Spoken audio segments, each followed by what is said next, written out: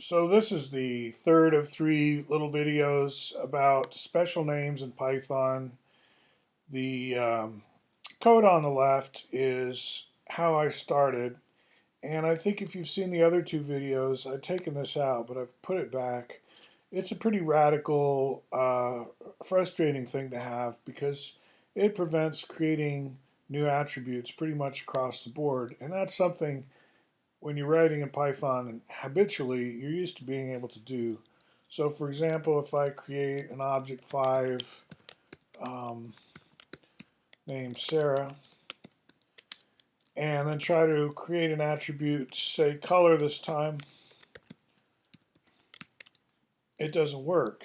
Now this explains why I couldn't just use code like this earlier in my init, because normally when you're passing in some value and just saying when this new Python is born I want it to have a name, all you have to do is say self.name equals name. That's all you normally would have to do. But this dot right here is triggering setAttr, dunder setAttr, and we don't inherit it. We write it ourselves. Usually, it's something that would come in through. I'll call it the ancestor class object. Object already knows how to set an attribute. Normally, we would just inherit the method. We wouldn't write it ourselves necessarily. We're allowed to. We can override. We can override inherited methods. That's what overriding means.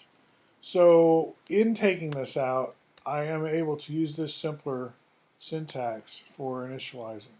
We could also add the length and the color right here.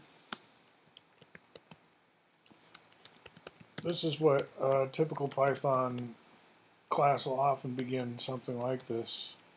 And then you can assign default values should you wish.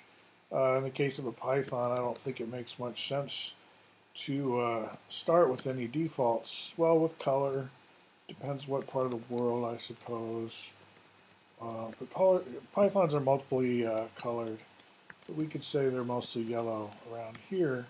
So if you were to do all that, then you would have to reload the code, which I will do quickly here.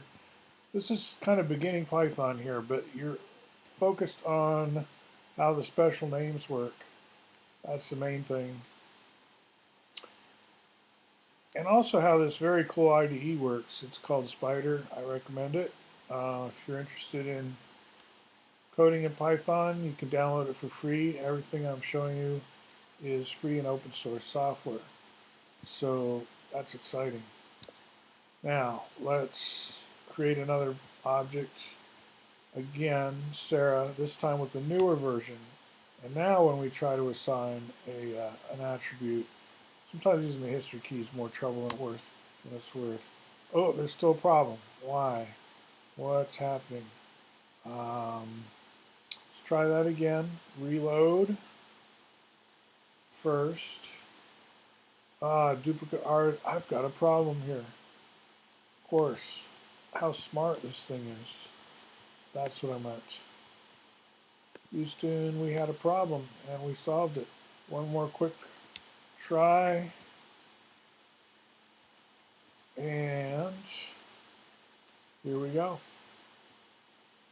No problemo. Actually, we didn't have to do that. We could have gone, let's try with 6. Object 6.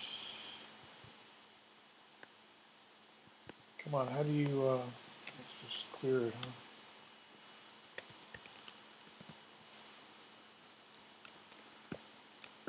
Let's say George, the length will be 6 feet and the color will be red. You can do it like that. Now if you look at object 6 and the dict that it has, voila. Alright, I think you all understand Python pretty well right now. Thanks for listening.